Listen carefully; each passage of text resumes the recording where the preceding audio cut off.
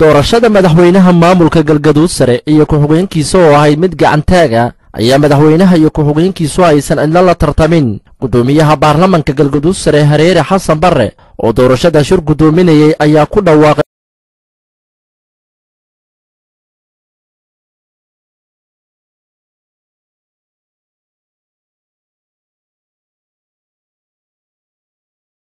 كما أمرسين سيدا درادين مدحوينها دولة goboleedka galgaduud sare وحسن محمد سعيد سمطر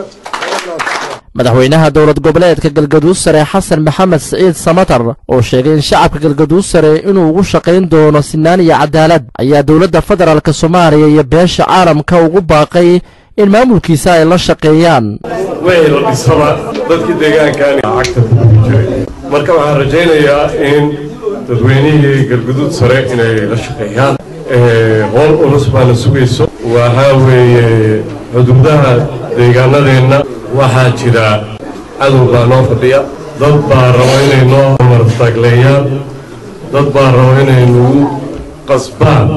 waxa aanu rabin marka waxaan u sheegaynaa dadkaasi dadyooga Soomaaliyeed beesha sare meel kasta ku sugan tahay in deegaanada gobolada dhexe maanta beesha sare tashatay inayna ka shaqeysano ciddii ugu soo gudubtana waa la iska qabanaynaa waxaan idin balan qaadayaa ehlaam dadka inaan si simo ula dhaqmo reer gaara u adeegi doonin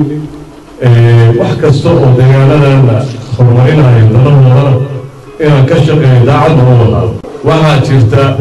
tacsiya oo beesha si guud u saamaysay sidaad ogsoon tihiin waxaa muqdisho ku geeriyooday ugaaska guud ugaas ciise waxaan ugu tacsiyeenayaa geerida ugaaska ku yimid